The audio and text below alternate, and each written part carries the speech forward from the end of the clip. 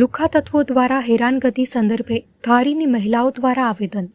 ધારીની નવી વસાહતના રહીશો અને મહિલાઓ દ્વારા ધારી પ્રાંત કચેરી ખાતે મહિલાઓને થતી હેરાનગતિને લઈને પ્રાંત અધિકારીને આવેદનપત્ર પાઠવવામાં આવ્યું હતું।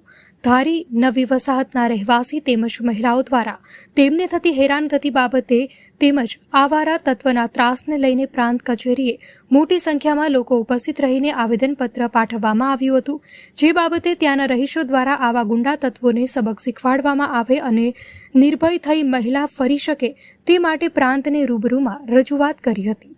અહેવાલ બિપિન રાઠોડ, લોકાર્પણ। ધારીની વીપીજી હાઈસ્કૂલના નિવૃત્ત શિક્ષક અર્જણ ગંગલનો 35 વર્ષનો આમ તો ઢગો કહી શકાય એ બેરોજગાર આવારા દીકરો હરહંમેશ નશામાં હોય છે અને ગામમાં દંગા ફસાદ કરે છે। બહેનો દીકરીઓની સલામતી જળવાતી નથી।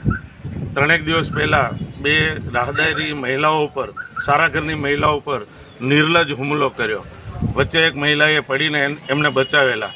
આ માણસ હરહંમેશ શહેરમાં દંગા ફસાદ કરે છે, ગુંડાગીરી કરે છે, બહેનો દીકરીઓની છેડતી કરે છે, સલામતી જળવાતી નથી અને આના વિરુદ્ધમાં કોઈ કાર્યવાહી થતી નથી। લોકો એનાથી ત્રાહિમામ છે। એના માટે આજરોજ ધારી નગરના સૌ નગરજનો, માતાઓ, બહેનો, બાળકો સહિત અમે સૌ અહીંયા ઉપસ્થિત રહી મહેરબાન પ્રાંત કલેક્ટરના માધ્યમથી આવેદનપત્ર આપવા જઈ રહ્યા છીએ કે તાત્કાલિક ધોરણે જો આમની પાસે તળે ધરપકડ કરવામાં નહીં આવે તો અમે મતદાનનું બહિષ્કાર કરીશું।